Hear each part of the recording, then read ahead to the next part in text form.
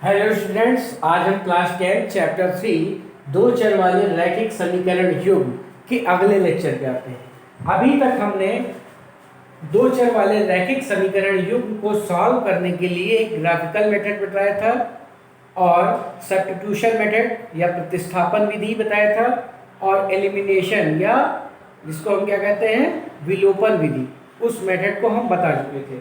आज हम बताएंगे वज्र गुणन विधि या cross multiplication method. Cross multiplication method के द्वारा दो चर वाले रैखिक समीकरण युग्म को कैसे हल करते हैं, इसके बारे में आज हम चर्चा करते हैं। ठीक, तो जैसे कि दो चर वाले रैखिक समीकरण युग्म को जनरली हम ऐसे लिखते हैं a1x plus b1y plus c1 is equal to 0 और दूसरी a2x plus b2y plus c2 is equal to 0। अगर दो चर वाले रैखिक समीकरण का कोई युग्म है तो हमने बताया था इसको ग्राफ के द्वारा भी सॉल्व करते हैं, विलोपन विधि के द्वारा और प्रतिस्थापन विधि द्वारा सॉल्व करते थे। ठीक, वज्र गुणन में क्या करते हैं, अब ध्यान दीजिएगा, जो हम बता रहे हैं वैसे ही यहाँ पे कोई भी नंबर होंगे, हर इक्वेशन में युग्म जो है अलग अलग दिया है, ये जनरली हमने लिख दिया है। सामान्यतः जो द्विचर वाले रैखिक समीकरण युग्म होते हैं वह ऐसे लिखे जाते हैं। ठीक है, तो हम क्या करेंगे, x लिख लेंगे, y लिख लेंगे और 1 लिख लेंगे। अब y का गुणांक है b1 और दूसरी वाली में क्या है b2। अचर पर c1 c2 फिर c1 c2 लिख लेंगे और फिर x का गुणांक क्या है a1 a2 फिर a1 a2 लिख लेंगे और फिर y का गुणांक b1 b2। y का गुणांक अचर फिर एक x का गुणांक फिर y का गुणांक, जहां से चले थे वहीं खत्म हो जाता है। अचर पर 2 बार, x का गुणांक 2 बार और y का गुणांक भी 2 बार, इस क्रम में हम इसको लिख लेते हैं। अब क्या करते हैं, इसका इससे गुणा यानी क्या आएगा b1 c2 माइनस इसका इससे गुणा क्या हो जाएगा b2 c1। ठीक, ये x के नीचे आ जाएगा इक्वल टू y इसका इससे गुणा c1 a2 माइनस इसका इससे गुणा c2 a1। ठीक, इक्वल टू 1 अपॉन इसका इससे गुणा a1 b2 और माइनस इसका इससे गुणा a2 b1। ठीक, अब हम क्या करेंगे, एक बार x upon b1 c2 minus b2 c1 equal to 1 upon a1 b2 minus a2 b1 ले लेंगे, तो इसको सॉल्व करने पे हमें x की वैल्यू निकल जाएगी। और एक बार क्या करेंगे, y upon c1 a2 minus c2 a1 equal to 1 upon a1 b2 minus a2 b1 ले लेंगे, तो इससे हमें y की वैल्यू मिल जाएगी। तो x और y की वैल्यू निकालने का ये कौन सा मेथड कहलाता है, क्रॉस मल्टीप्लिकेशन मेथड या वज्र गुणन विधि। ठीक है, इस चीज को हम एक एग्जाम्पल के द्वारा समझा देते हैं। जो चीज हमने बताई इसको एक एग्जाम्पल के द्वारा आसानी से समझते हैं। जैसे लिखा है, एक एग्जाम्पल हम लेते हैं, क्रॉस मल्टीप्लिकेशन मेथड से ही सॉल्व कर रहे हैं। 5x plus 7y minus 31 is equal to 0 और दूसरा लिखा है 7x 9y plus 13 is equal to 0। ठीक है, ये लिखा है।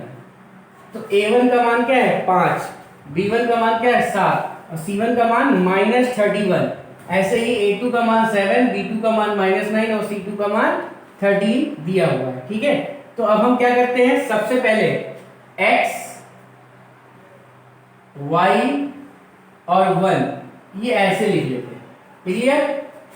ठीक, अब स्टार्ट करेंगे हम y के गुणांक से। y का गुणांक क्या है 7, यहां पे माइनस 9, फिर c1 और c2, फिर c1 c2, फिर a1 a2, फिर a1 a2 और फिर b1 b2, ये लिख लेते b1 b2 c1 c2 c1 c2 a1 a2 a1 a2 और b1 b2 दो बार, जैसे ये लगातार c1 c2 दो बार रहेगा, a1 a2 लगातार रहेगा और यहाँ b1 b2 लास्ट में और शुरू में रहेगा। ठीक, अब हमने क्या बताया था, इन दोनों का गुणा 7 गुणे 13। अब माइनस हम लगा देंगे, अब पहले ही इन दोनों का गुणा -9 का -31 से, ठीक।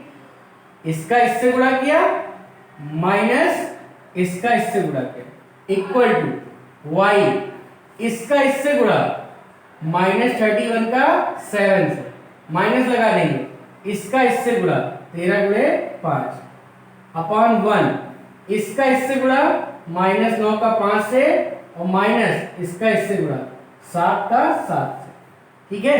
ये हम गुणा कर लेते हैं।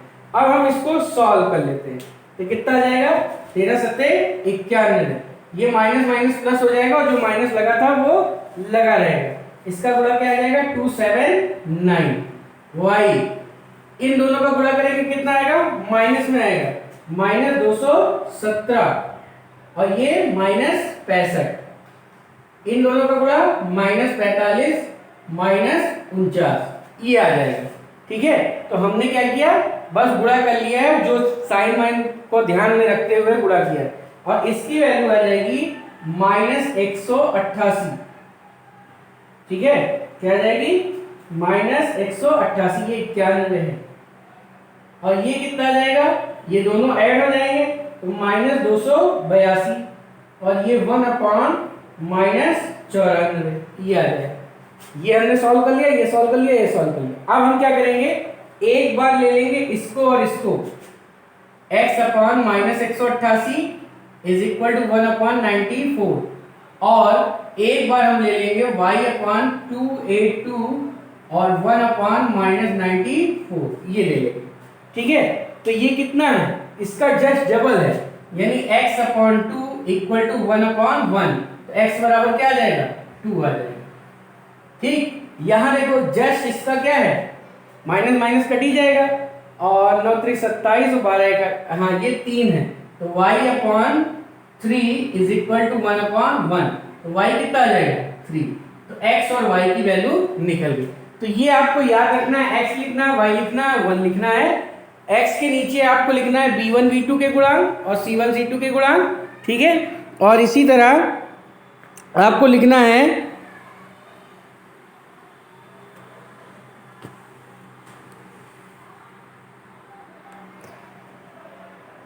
अब फिर लिखना है आपको C1 C2 A1 A2 और फिर A1 A2 B1 B2 और फिर आपको इसका इसका गुणा माइनस इसका इसका, इसका इसका गुणा माइनस इसका इसका, इसका इसका गुणा माइनस इसका इसका, क्रम का ध्यान रखना है और फिर सॉल्व कर लेना है, हमें x और y की वैल्यू मिल जाती है, ठीक है। तो ये आपका क्या कहलाता है, क्रॉस मल्टीप्लिकेशन मेथड। क्या कहलाता है, क्रॉस मल्टीप्लिकेशन मेथड। अब एक दो क्वेश्चन हम इस मेथड से और सॉल्व करते हैं, ठीक है, ताकि आपको और भी क्लियर हो जाए कि कैसे हम क्रॉस मल्टीप्लिकेशन मेथड से दो चर वाले रैखिक समीकरण युग्म को सॉल्व करते हैं, ठीक है। जैसे एक क्वेश्चन है आपका mx minus ny equal to m square plus n square, x plus y is equal to 2m, ये दिया हुआ। ये देख समीकरण दी हुई है, इनको सॉल्व करना है हमें किस मेथड से, क्रॉस मल्टीप्लिकेशन मेथड से। ये क्या लिखा है mx, तो थोड़ा सा हम इसको और क्लियर लिख लेते हैं, mx ny minus m square plus n square is equal to 0, x plus y minus 2m is equal to 0। तो यहाँ पे अगर हम a1 की बात करते हैं तो m है, b1 की बात करते हैं तो माइनस n है और c1 की बात करते हैं तो m square plus n square. यहाँ पे a2 की बात करते हैं तो 1, b2 की बात करते हैं तो 1 और c2 की बात करते हैं तो माइनस 2m।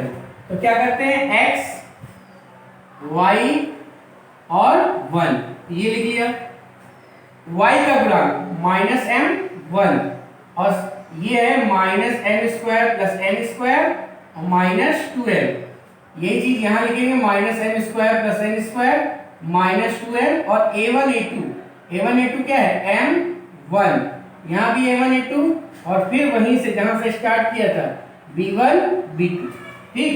इसका इसका गुणा, तो दोनों माइनस है तो प्लस हो जाएगा, क्या आ जाएगा 2mn माइनस इसका इसका गुणा माइनस में आएगा तो ये इसको क्या कर देगा plus m square plus n square, ठीक।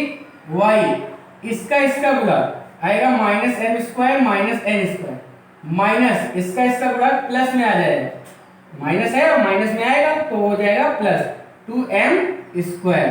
ऐसे ही इसका गुणा m और माइनस एन आएगा तो ये प्लस एन हो जाएगा। ठीक है, ये हो जाएगा x upon m plus n का होल स्क्वायर लिखा है, m square plus n square plus 2mn यानी m प्लस n का होल स्क्वायर। यहाँ देखो क्या आएगा, m square minus n square यानी m square minus n square आ जाएगा upon 1m plus n, 1 upon m plus n आ जाएगा। ठीक है, इतनी बात क्लियर है। बहुत आसान मेथड है, बस आपको एक बार प्रोसेस ध्यान रखना है, क्रम का ध्यान रखना है, क्या किस रूल से हम लेंगे। अब देखो x upon m plus n का होल स्क्वायर आ गया, y upon m square minus n square, इसको लिख सकते हैं m plus n m minus n, और 1 के नीचे आ गया है m प्लस n।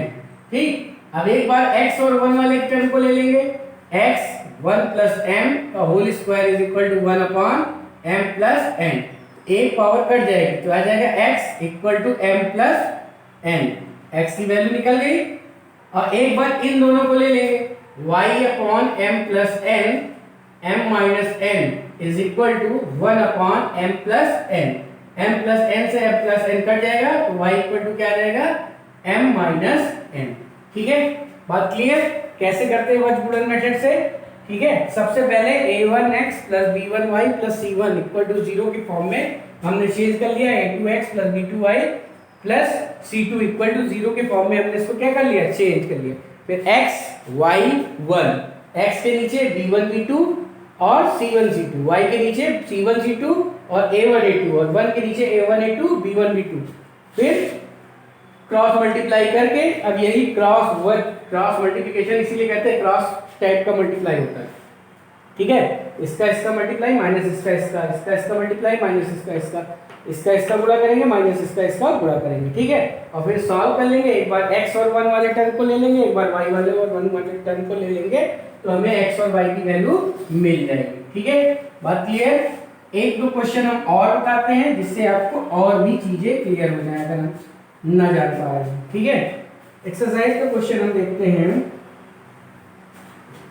जैसे लिखा है 2x minus Y plus 4 is equal to 0, और दूसरा लिखा है x plus Y minus 1 is equal to 0, ये लिखा है। ठीक है, तो x y 1 b1 b2 क्या है, माइनस 1 है और प्लस 1 है, c1 c2 4 है माइनस 1, फिर c1 c2, फिर a1 a2 2 और 1, x का गुणांक 2 है और यहाँ 1 है, फिर a1 a2, फिर b1 b2 जो जहां से स्टार्ट हुए थे, माइनस 1 है और 1। ठीक, ये अब क्या करेंगे, इससे मल्टीप्लाई प्लस 1 माइनस इससे मल्टीप्लाई माइनस 4, इससे मल्टीप्लाई 4 माइनस इससे मल्टीप्लाई माइनस 2 आएगा तो ये प्लस 2 हो जाएगा, इससे मल्टीप्लाई 2 माइनस इससे मल्टीप्लाई करेंगे तो माइनस 1 आएगा तो ये प्लस 1 हो जाएगा, x upon minus 3 y upon 6 y upon 3 ये 1 अपॉन 3। ठीक है, अब एक बार इसको ले लो, x upon minus 3 equal to 1 upon 3 यानी x इक्वल टू क्या आ गया माइनस 1, और एक बार y by 6 is equal to 1 by 3 ले लिया तो y इक्वल टू क्या आ गया 2, तो x और y की वैल्यू निकल गई। ये कौन सा मेथड कहलाता है, क्रॉस मल्टीप्लिकेशन मेथड। बात समझ में आ रही है। एक क्वेश्चन और एक्सरसाइज का है, पांचवा जो आपकी एक्सरसाइज का क्वेश्चन है, ax plus by equal to minus p दिया है और ax minus cy equal to q दिया है। ठीक है, इसको हमें क्रॉस मल्टीप्लिकेशन मेथड से सॉल्व करना है। किसकी वैल्यू निकालनी है, हमें x और y की वैल्यू निकालनी है। ठीक, तो सबसे पहले इसको हम जनरली फॉर्म में लिख लेते हैं, ax plus by plus p equal to 0, ax minus cy और माइनस q इक्वल टू 0। ये तो था क्वेश्चन, हमने क्या किया, सबको एक साइड में कर लिया। ठीक, अब वही काम x y और 1 y का गुणांक तो b और माइनस सी, फिर c p minus p minus p, और a दोनों जगह a ही है, और यहाँ a और फिर जहां से शुरू हुआ था b माइनस सी। ठीक है, ये हो गया आपका। अब हम इसको सॉल्व कर लेंगे। कैसे करेंगे? इसका इससे गुणा माइनस बी क्यू, इसका इससे गुणा माइनस पी सी, इसका इससे गुणा पी ए माइनस और माइनस प्लस हो जाएगा क्यू ए, और इसका इससे गुणा minus A C minus A B, ये आ जाएगा। ठीक है, अब हम पहले x वाले टर्म और 1 वाले टर्म को ले लेंगे। ठीक, और एक बार हम ले लेंगे y वाले को और 1 वाले को। कुछ कॉमन दिख रहा है? कॉमन तो कुछ दिख नहीं रहा। तो ये x बराबर क्या आ जाएगा? Minus B Q minus P C upon minus A C minus A B, minus common ले लेंगे तो आएगा B Q plus P C upon A C plus A B, ये वैल्यू आ जाएगी x की। इसी तरह देखो यहाँ पे a कॉमन होके कट जाएगा तो y इक्वल टू हो जाएगा p plus Q upon minus C minus B, ये y की वैल्यू हो जाएगी। ठीक है, तो इस तरह हम क्रॉस मल्टीप्लिकेशन मेथड द्वारा सॉल्व करते हैं। ठीक है, तो अगर एग्जाम में आपसे कोई क्वेश्चन कहता है कि सॉल्व करो, तो आपकी मर्जी, जो मर्जी हो उस मेथड को यूज कर सकते हैं, चाहे विलोपन विधि, चाहे प्रतिस्थापन, चाहे क्रॉस मल्टीप्लिकेशन। लेकिन अगर बाय नेम वो कहता है कि नहीं विलोपन विधि से ही करो, प्रतिस्थापन विधि से ही करो, क्रॉस मल्टीप्लिकेशन विधि से ही करो, तो जिस विधि से वो कह रहा है उस विधि से ही करना पड़ेगा। ठीक है, तभी आपको नंबर मिलेंगे। अब जैसे लैंग्वेज वाले जो क्वेश्चन होते हैं, जैसे राम की आयु श्याम की आयु उसके दुगनी है, 4 साल बाद उसकी आयु उसके 2 गुनी रह जाती है, इस टाइप का क्वेश्चन जब होगा तो उसमें भी 2 समीकरण बनती हैं। ठीक, 2 चर वाली रैखिक समीकरण युग्म ही बनती है। अब उसको आप जिस मेथड से चाहें उससे सॉल्व कर सकते हैं, क्योंकि वहां हमें राम की आयु पूछा होगा, श्याम की आयु पूछा होगा, किस मेथड से ला रहे हो ये माने नहीं रखता। आप जो मेथड आपको इजी लगेगा वो उस मेथड से आप सॉल्व कर सकते हैं।